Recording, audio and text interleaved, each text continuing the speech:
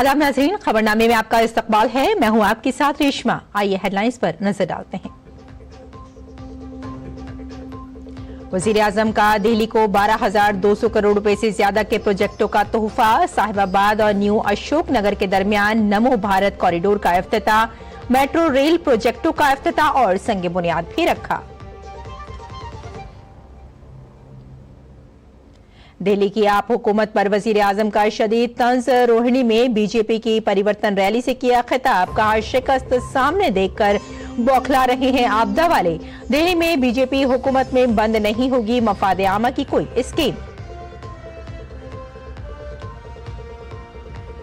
केजरीवाल के शीश महल पर सियासत फिर से हुई गर्म। रातों रात लागत में कई गुना इजाफे के इंकशाफात के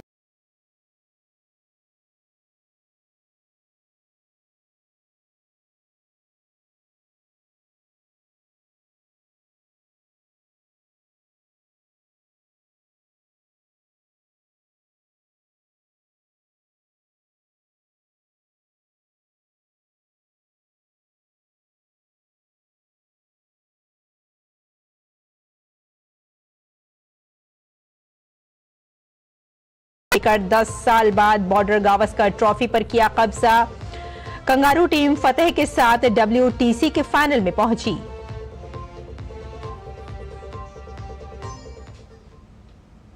और अब खबरें तफसील से। वजीर आजम नरेंद्र मोदी ने आज दिल्ली में 12,200 करोड़ रुपए के तरक्याती मंसूबों का इफ्तिताह और संग बुनियाद रखा। इन प्रोजेक्टों में साहिबाबाद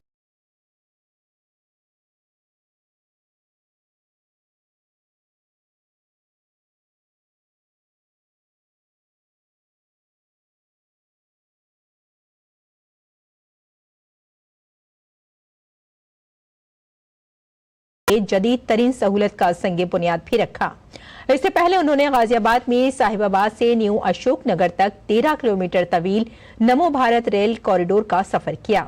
इसे 4,600 करोड़ रुपए की लागत से बनाया गया है। इस दौरान वजीर आजम ने मुसाफिरों से बातचीत भी की। इस कॉरिडोर की तामीर से दिल्ली और मेरठ के दरमियान आमदरफ्त अब बहुत आसान हो जाएगी।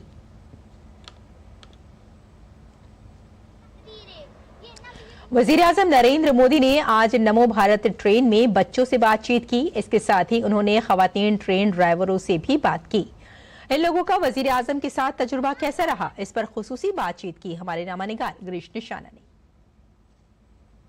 प्रधानमंत्री नरेंद्र मोदी ने नमो भारत ट्रेन में साहिबाबाद से लेकर न्यू अशोक नगर तक यात्रा की। अपनी इस यात्रा के दौरान उन्होंने कुछ बच्चों से भी बातचीत की। बहुत अच्छा लगा। मैंने उनको कविता सुनाई थी और ये मेरी मैम का ड्रीम था कि मैं उनके पास जाऊं और उनको कविता सुनाऊं।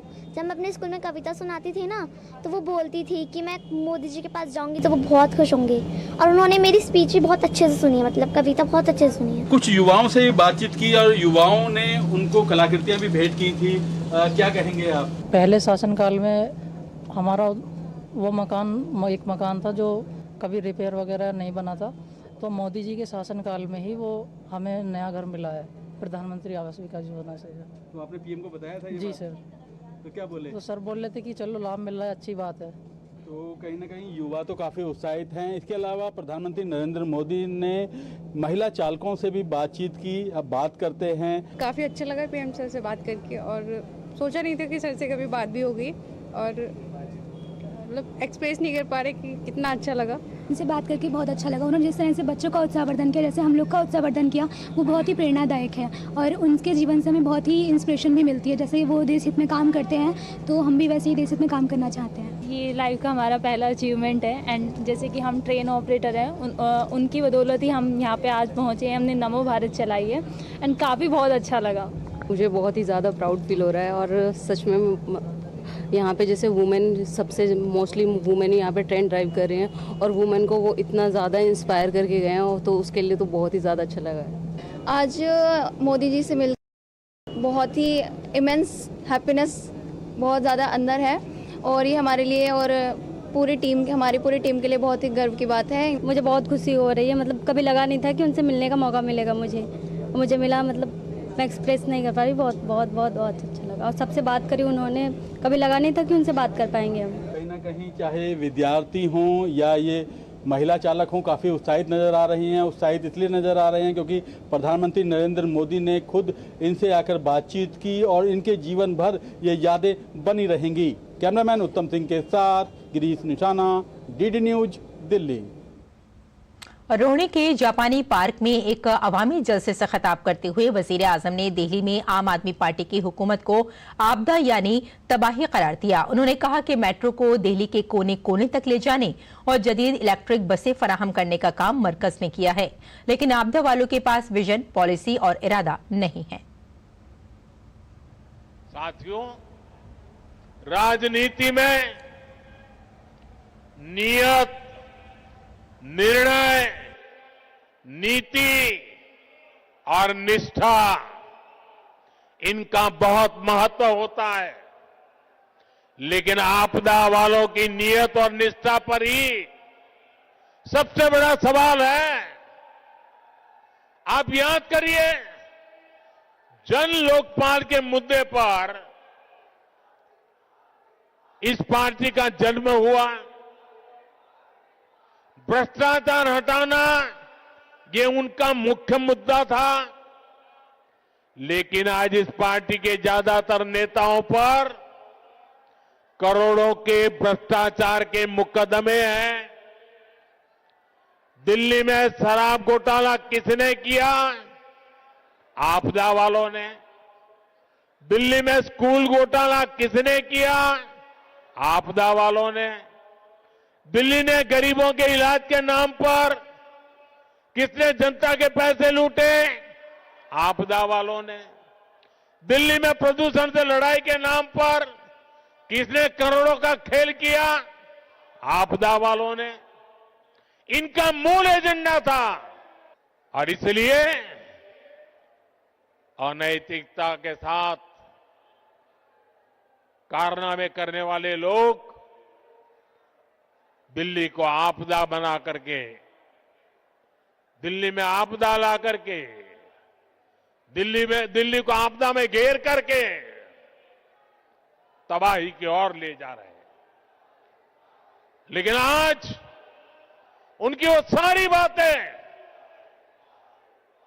जो पार्टी के जन्म से पहले करते थे, सब कुछ धरा का धरा रह गया है। आपदा वालों के काम का कोई हिसाब नहीं है, लेकिन इनके कारनामे बेहिसाब है। ये तब होता है जब नीयत में खोट होता है और निष्ठा जनता के प्रति नहीं होती। वजीर आजम ने कहा, दिल्ली में मौसम चाहे कुछ भी हो, रियासती हुकूमत ने इसे दिल्ली के लिए आपदा बना दिया है। गर्मियों में पानी की आपदा, बारिश में पानी जमा होने की आपदा, सर्दियों में आलूदगी की आपदा, गंदगी की आपदा, बड़े बड़े दावे करने वाले लोगों ने ये हाल बना रखा है। उन्होंने कहा, जब दिल्ली के लोग कोरोना में ऑक्सीजन और अद्वियात के लिए इधर उधर भटक रहे थे, उसी वक्त दिल्ली में शीश महल तैयार हो रहा था। ये रकम बजट से 3 गुना ज्यादा थी। दिल्ली पर आपदा लाने वाले ये झूठा आरोप लगाते हैं कि केंद्र सरकार उन्हें काम नहीं करने देती, केंद्र सरकार उन्हें पैसे नहीं देती। ये कितने बड़े झूठे हैं, इसका उदाहरण इनका शीश महल है। आज ही एक बड़े अखबार ने सीएजी रिपोर्ट के आधार पर शीश महल पर हुए खर्च का खुलासा किया है। और साथियों, आपको ये जानकर के पीड़ा होगी, दर्द होगा। अरे पूरे देश के लोग चौंक जाएंगे जब दिल्ली के लोग कोरोना से जूझ रहे थे, जब दिल्ली के लोग ऑक्सीजन और दवाओं के लिए भटक रहे थे, तब इन लोगों का पूरा फोकस अपना शीश महल बनवाने में था। इन्होंने शीश महल का भारी भरकम बजट बनाया। दिल्ली के साबिक वजीर आला अरविंद केजरीवाल की मुद्दत-ए-कार में तैयार शीश महल को लेकर सियासत फिर गर्मा गई है। एक अंग्रेजी अखबार ने इस इमारत के ऑडिट से मुताल्लिक एक रिपोर्ट शाये की है। रिपोर्ट में लागत में कई गुना इजाफे और ऐशो इशरत पर खर्च किए गए करोड़ों रुपए का जिक्र किया गया है। मीडिया रिपोर्ट्स के मुताबिक सीएजी गिरीश चंद्र मुर्मू की जानिब से दिल्ली में अरविंद केजरीवाल के वजीर आला रहते सीएम की रिहाइशगाह से मुताल्लिक ऑडिट रिपोर्ट पर दस्तखत किए गए हैं। रिपोर्ट में बताया गया है कि वजीर आला की रिहाइशगाह पर 33 करोड़ रुपए खर्च हुए, जो मुकर्ररा लागत से 3 गुना ज्यादा है। उस वक्त के वजीर आला अरविंद केजरीवाल की रिहाइशगाह की तज़ीन व आराइश महकमा तामीरात आमा ने की थी। ऑडिट रिपोर्ट के मुताबिक इब्तदाई तौर पर इस तज़ीन व आराइश की लागत 7.91 करोड़ रुपए बनाई गई थी, लेकिन बाद में 2020 में तकरीबन 8.62 करोड़ रुपए का बजट मुख्तस किया गया। लेकिन जब ये 2022 में मुकम्मल हुआ तो इसकी कुल लागत 33.66 करोड़ रुपए थी। रिपोर्ट के मुताबिक पर्दे के लिए 96 लाख रुपए, किचन के सामान के लिए 39 लाख रुपए और टीवी कंसोल के लिए 20.34 लाख रुपए और साथ में ट्रेडमिल और जिम के सामान के लिए 18.52 लाख रुपए, सिल्क कालीन के लिए 16.27 लाख रुपए और मिनी बार के लिए 4.80 लाख रुपए, दीवारों के लिए संगमरमर के लिए 20 लाख रुपए मुख्तस किए गए थे। ताहम इसकी लागत 66.89 लाख रुपए तक पहुंच गई। ऑडिट रिपोर्ट में यह भी इंकशाफ हुआ है कि वजीर आला की रिहाइशगाह से मुंसलिक स्टाफ ब्लॉक और कैंप ऑफिस की तामीर पर 3.86 करोड़ रुपए खर्च किए गए।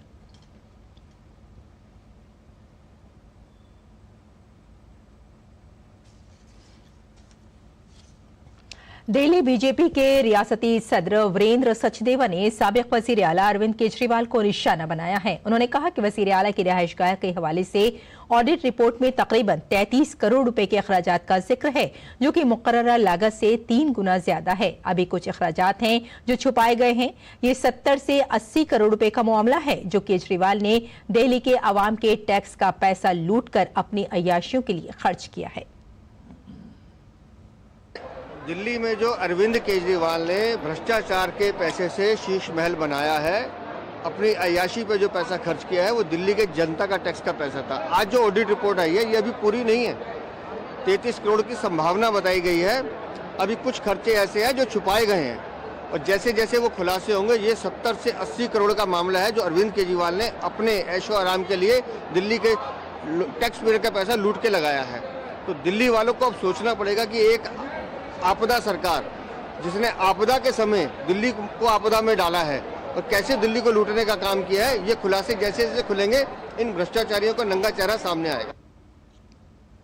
बीजेपी के रुकन पार्लियामेंट योगेंद्र चांदोलिया ने शीश महल को लेकर आम आदमी पार्टी के लीडर अरविंद केजरीवाल को निशाना बनाया है। आम आदमी पार्टी की दिल्ली हुकूमत को तबाही की हुकूमत करार देते हुए उन्होंने आने वाले असेंबली इंतखाबात में बीजेपी की जीत का दावा किया।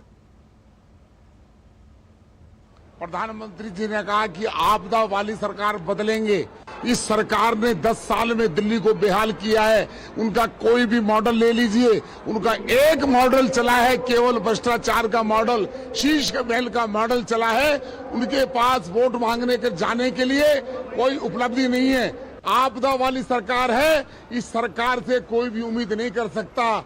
आपने 500 स्कूल नहीं खोले, आप 20,000 कमरों की बात करते हो। आपने कमरों को शौचालय में गिन दिया, शौचालय को कमरे में गिन दिया।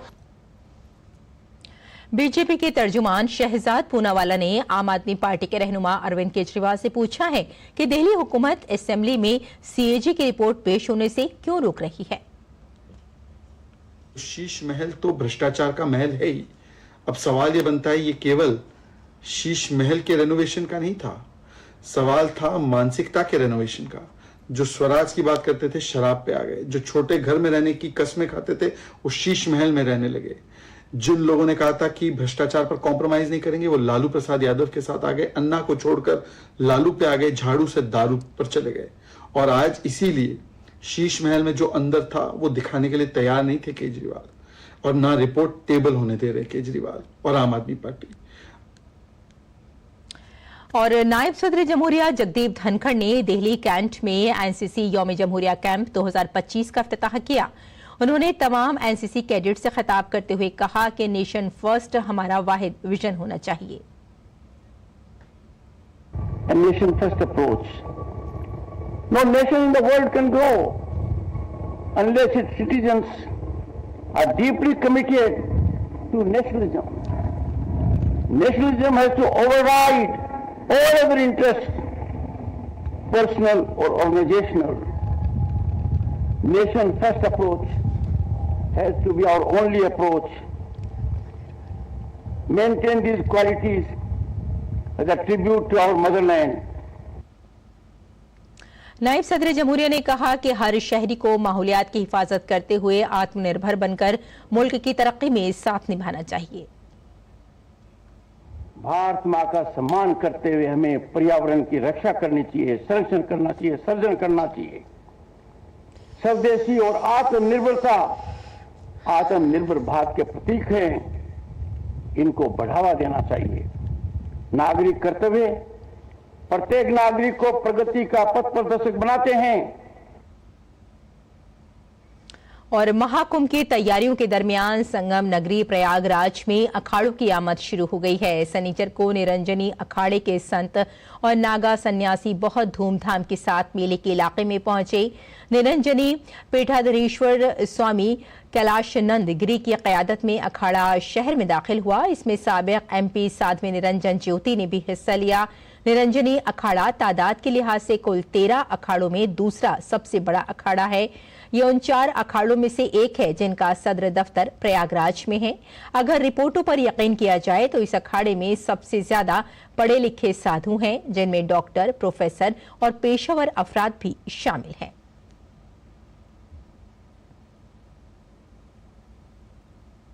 प्रयागराज में महाकुंभ की तैयारियां जोरों पर हैं। संगम नगरी में मुल्क और बैरून मुल्क से संतों की आमद का सिलसिला जारी है। महाकुंभ 2025 को कामयाब बनाने के लिए हर कोई अपनी सतह से ताउन करने में लगा हुआ है।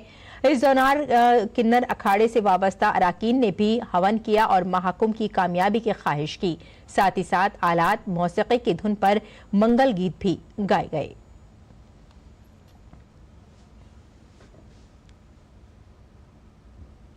आगे बढ़ते हैं। गुजरात के पोरबंदर में भारतीय कोस्ट गार्ड का हेलीकॉप्टर गिरकर तबाह हो गया, जिसके नतीजे में 3 अफराद हलाक हो गए।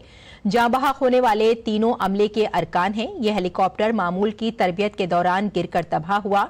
बताया जा रहा है कि पहले हेलीकॉप्टर गिरकर तबाह हुआ और फिर जोरदार धमाका हुआ। ये वाकया पोरबंदर के कोस्ट गार्ड एयर एनक्लेव में पेश आया। और शुमाली भारत की कई रियासतों में सर्दी का सितम जारी है। महकमा मौसमियात ने कई रियासतों में ऑरेंज और येलो अलर्ट जारी किया है। ठिठुरती हुई सर्दी के साथ ही दिल्ली में धुंध का असर भी देखा जा रहा है। महकमा मौसमियात के मुताबिक पीर यानी 6 जनवरी को दिल्ली एनसीआर में हल्की बारिश का इम्कान है, जिसके बाद सर्दी मजीद बढ़ जाएगी। दिल्ली का कम से कम दर्जा हरारत सुबह 6 बजे के करीब 10 डिग्री सेल्सियस रिकॉर्ड किया गया। लोग सर्दी से बचने के लिए नाइट शेल्टर्स में पनाह लेते हुए देखे गए। महकमा मौसमियात ने देर रात और सुबह के औकात में हरियाणा, चंडीगढ़ और दिल्ली के मुख्तलिफ मकामात पर इंतहाई घनी धुंध की पेशगोई की है। कश्मीर और हिमाचल प्रदेश के दरमियानी और ऊंचाई वाले इलाकों में 6 जनवरी तक भारी बर्फबारी का भी इम्कान है।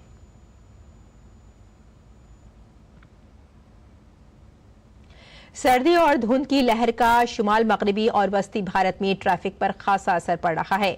नॉर्दर्न रेलवे की कई ट्रेनें ताखिर से चल रही हैं। साथ ही धुंध की वजह से फिजाई परवाजों पर भी इसका सीधा असर पड़ रहा है। कम बसारत की वजह से कई फिजाई परवाजें ताखिर से उड़ान भर रही हैं।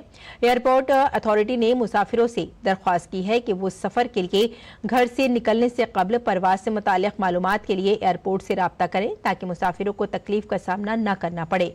धुंध की वजह से दिल्ली से अमृतसर, जम्मू, गोरखपुर, वाराणसी, दरभंगा और पटना जाने वाली स्पाइस जेट की परवाजों के वक्त में तब्दीली की गई है। इसके साथ ही इंडिगो ने अपनी वेबसाइट पर फ्लाइट में ताखीर और मनसूखी के बारे में मुसाफिरीन को मालूमात दी है।